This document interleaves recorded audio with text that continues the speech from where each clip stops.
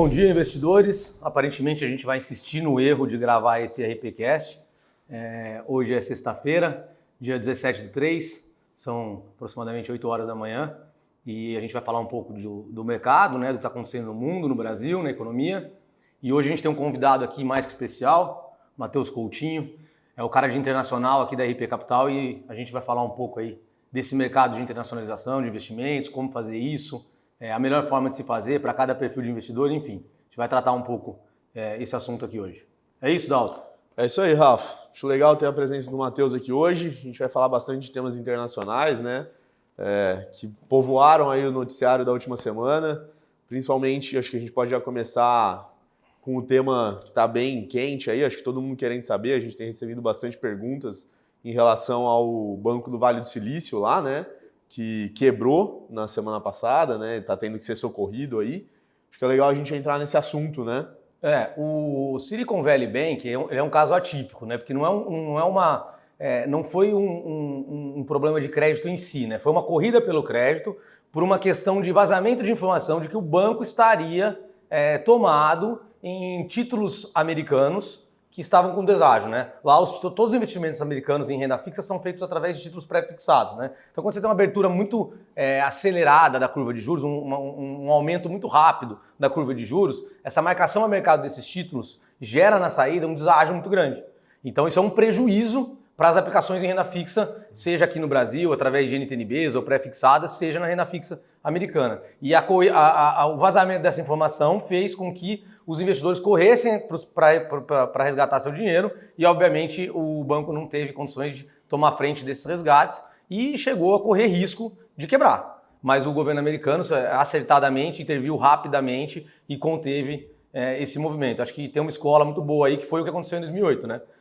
Ontem a gente teve o exemplo também do Credit Suisse, que passou por algo semelhante e o Banco Central Suíço e o Banco Central Europeu rapidamente já interviram, porque a gente já sabe o histórico de deixar quebrar um banco lá fora desse tamanho, dessa robustez. Isso é sistêmico, isso se espalha rapidamente, contamina o sistema bancário, tanto o americano quanto o europeu, e podendo influenciar no sistema bancário mundial. Então eu acho que a escola, depois do efeito Henry Paulson, né, que a gente teve lá no Banco Central americano, eu acho que o mundo aprendeu muito com isso.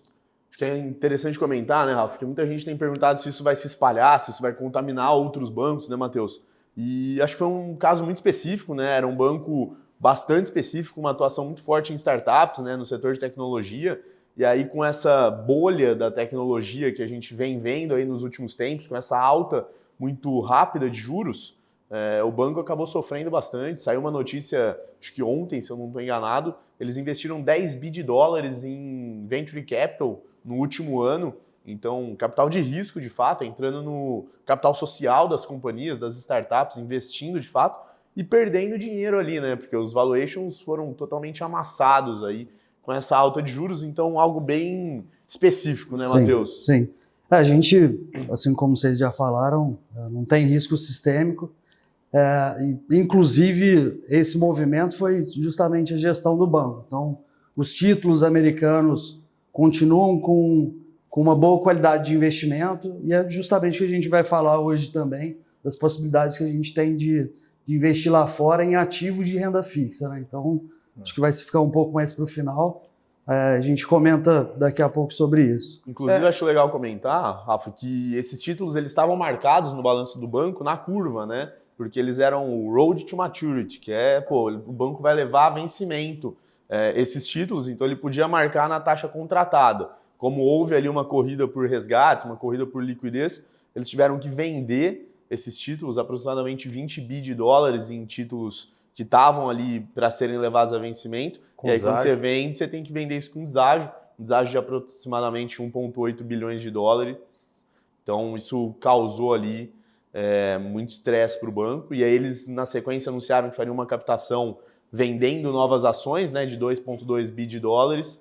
Não teve procura alguma, e isso aumentou o receio aí dos clientes, dos investidores, pela solvência do banco, né? Acho que é importante falar o que é o deságio para o investidor, né? A gente saiu da pandemia com juros próximos a zero nos Estados Unidos, e o pós-pandemia, com tanta injeção de capital, o juro saiu de próximo a zero e está próximo a 5% lá nos Estados Unidos. Então, o banco que pegou lá atrás o título comparado com uma taxa básica de juros a zero, hoje ele pegou todo o deságio nesse aumento da taxa de juros. Então, e aí, de novo, mais tarde a gente vai falar, mas quem está pegando nesse ponto na taxa mais alta é um ponto muito interessante para quem vai carregar esse título ou até ter uma saída antecipada, né? A gente chama isso de ágio, quando você tem a saída antecipada com ganho. Deságio foi o que justamente os bancos sofreram agora.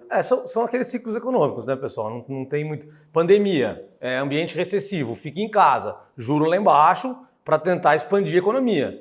Expansão econômica, muita liquidez, pauta ESG bombando, pauta Venture Capital bombando, dinheiro sobrando no mundo, estímulos econômicos no mundo inteiro, crescimento econômico, inflação, inflação, opa, sobe juro. Tá contendo inflação? Tá. O que está acontecendo agora? O juro subiu muito no mundo inteiro, o crédito está muito caro, e agora a gente tem um problema, crédito muito caro, dificuldade para as empresas rolarem o crédito, né, renegociarem os vencimentos, inflação pressionada. Então está naquele momento ali onde o mundo tem que decidir, né? Nós vamos aliviar o crédito e aturar um pouquinho mais de inflação, vamos segurar mais o crédito para ser mais rígido com inflação. Então o mundo todo está sofrendo com esse momento que na nossa cabeça é de curtíssimo prazo, que a gente vai começar a ver, a gente acha que a gente vai começar a ver sim uma aceitação maior de inflação para que dê um alívio mais rápido nesse crédito, porque você vê, no Brasil a gente teve Lame, tivemos um problema com a Marisa, teremos com outras empresas se esse juro não começar a cair. Lá fora a gente vê a empresa lá, Silicon Valley Bank, Credit Suisse, quer dizer, você vai vendo ali aleatoriamente um caso ou outro, mas a gente já percebe que o crédito está, de certa forma, está afogando um pouco a economia global. Então, eu acho que o movimento o movimento de queda dos juros vai se iniciar mais rápido do que a gente imagina. Esses eventos, inclusive, né, Rafa, mudaram ali a expectativa para juros americanos, né? Tinha muito player aí dizendo que a próxima reunião do Banco Central, que acontece na semana que vem, do Banco Central americano, a gente veria uma alta aí de 0,5 ponto percentual na taxa de juros. Inclusive o Powell deu um discurso bastante agressivo, né, na semana passada, dizendo que subiria os juros o quanto precisasse subir e talvez até aumentasse a velocidade, que seria esse aumento de 0,25 para 0,5 ponto de alta, né? E agora a opinião do mercado acho que já mudou em relação a isso. O mercado já voltou a precificar uma alta de 0,25 e mesmo assim muitos players apostando em uma manutenção da taxa no patamar atual, né? E no Brasil também, né? Se você olhar o DI futuro, quando a gente teve lá a pauta da PEC de transição em novembro, o DI abriu assim drasticamente, né? O DI abriu acho que 20 bases naquele dia, eu não lembro exatamente quanto foi, mas teve uma abertura gigante. E olhando o gráfico agora, inclusive eu estava olhando agora de manhã, ele fechou. Fechou esse gap, ele né? tinha um gapzinho lá, você olha o gráfico, ele fechou o gap.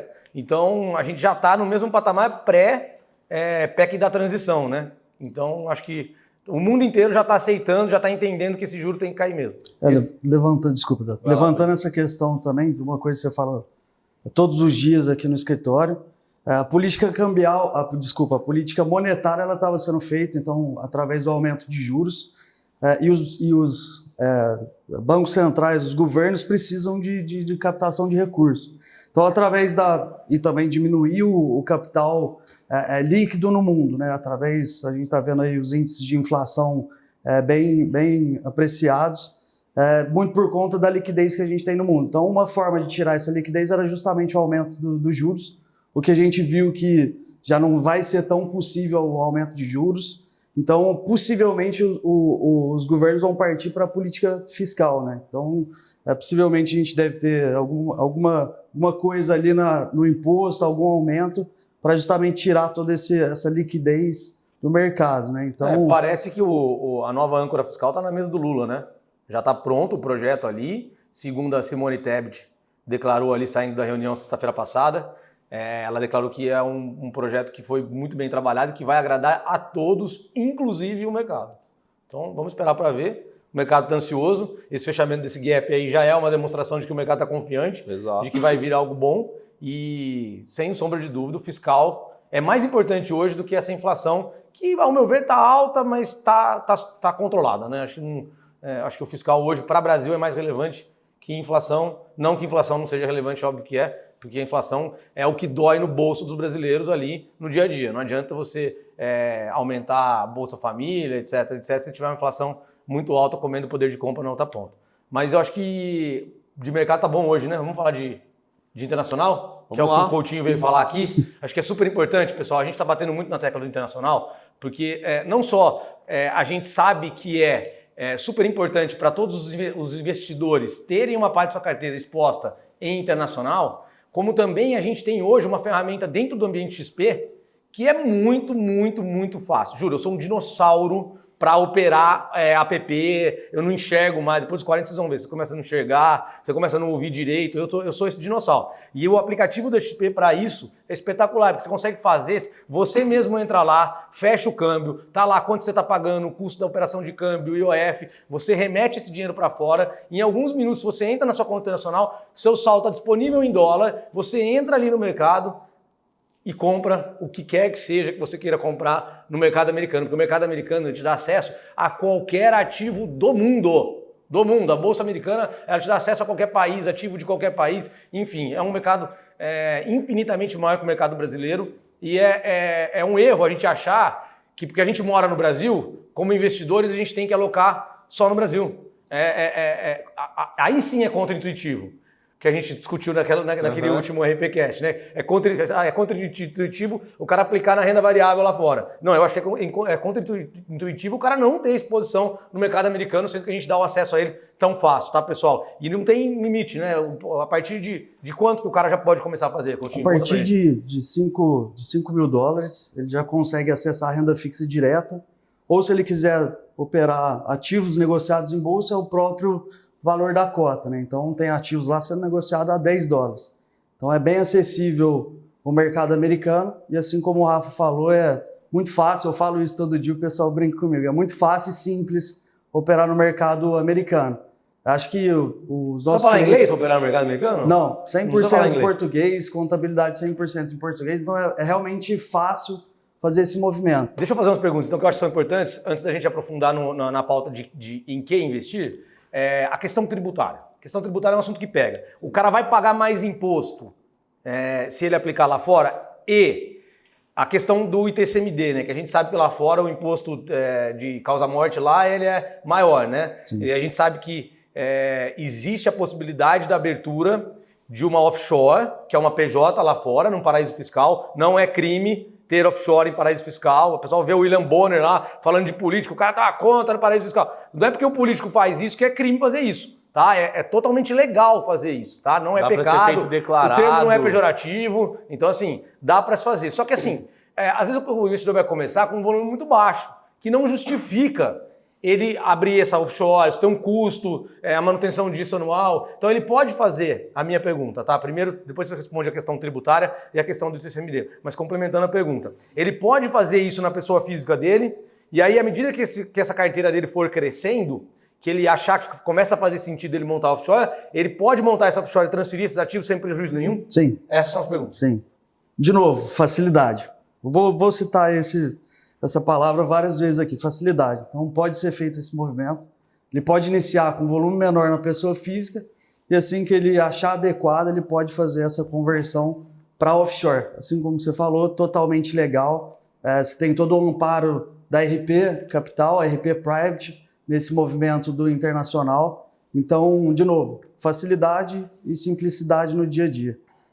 Sobre a questão fiscal, é uma coisa que muitos investidores têm preocupação, muitos não, todos os investidores têm preocupação, e aí dentro do aplicativo já tem uma aba onde ele faz o cálculo contábil e o que você deve pagar. Pô, é muito caro o imposto lá nos Estados Unidos? Não. Estados Unidos e Brasil têm um acordo de não bitributação, ou seja, se não é tributado lá, se é tributado lá, não é aqui, e o contrário também é verdadeiro.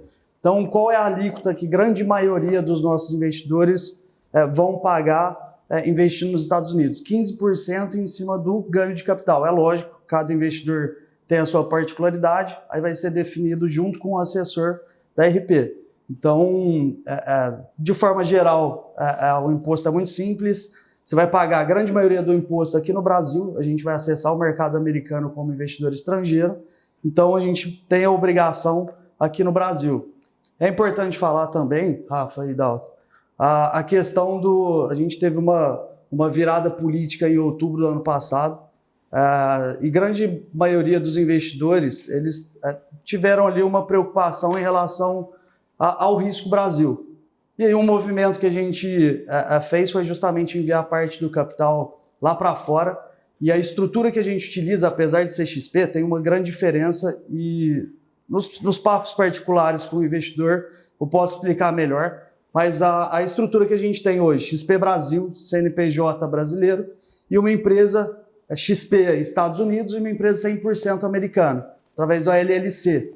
Então você tem toda a segurança jurídica dos Estados Unidos, seu capital vai estar direto nos Estados Unidos em dólar, tá bom? Então isso é muito importante, e a XP teve uma inteligência enorme de colocar tudo no mesmo aplicativo. Então, através da aba que ele já conhece, ele acessa o aplicativo, produtos, investimento global e pronto, ele está dentro da conta internacional. E esse negócio aí do papo particular que você falou, né?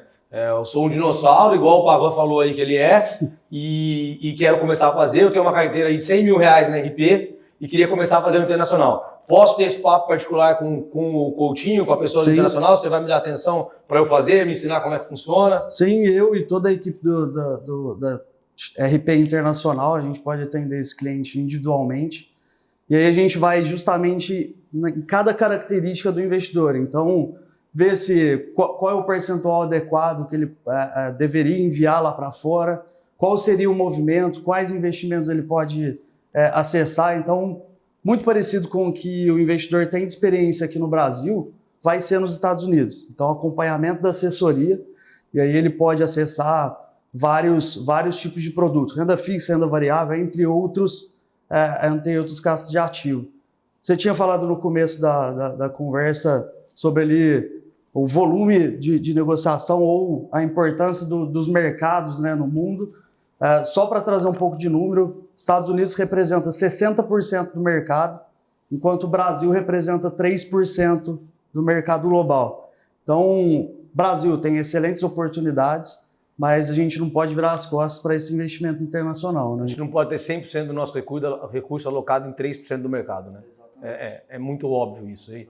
E a dificuldade que a gente tinha para fazer esse investimento, que eu acho que era o grande problema, tá? Isso não existe mais. E aí a gente está falando aqui de facilidade em relação ao app, facilidade em relação à assessoria, que a gente tem a mesa internacional aqui à disposição de vocês. Então usem, pessoal, troquem ideia com os assessores. Os assessores também estão bem capacitados, né, para ajudar, mas na hora de fazer a alocação de fato, usem a mesa de internacional que... É importante falar da estrutura que a gente tem por trás do assessor, né? A gente tem a equipe da RP Internacional, tem uma equipe de análise onde vê oportunidades dentro do mercado, né? Então, não sai da cabeça do Pavan, do Dalton, do Matheus, qual a oportunidade ou qual o ativo mais adequado. A gente tem toda uma base de estudo, né? Pessoas qualificadas para isso. E a XP US lá em Miami também, que tem time lá, tem equipe lá, tem análise lá, tem analista de equity, tem analista de bond. Então, assim, nada sai da nossa cabeça exclusivamente, obviamente, né? É isso. É isso, Coutinho? É isso. Se quiser falar com você, Coutinho, procura o assessor, pede para marcar com você. Sim, pode ligar direto aqui na RP também. Quem não for cliente nosso aí, quiser ligar direto, quiser abrir uma conta, fazer internacional. É isso. Tem nosso site, tem nosso Instagram, o telefone é 3516-7500, DDD é 16. Liga, pede para falar com o Matheus Coutinho, o cara de internacional. Para finalizar, então, simplicidade e facilidade. Fechou, galera. Acho que é isso, né? É isso. Valeu, turma. Tchau, tchau. Turma. Obrigado. Obrigado.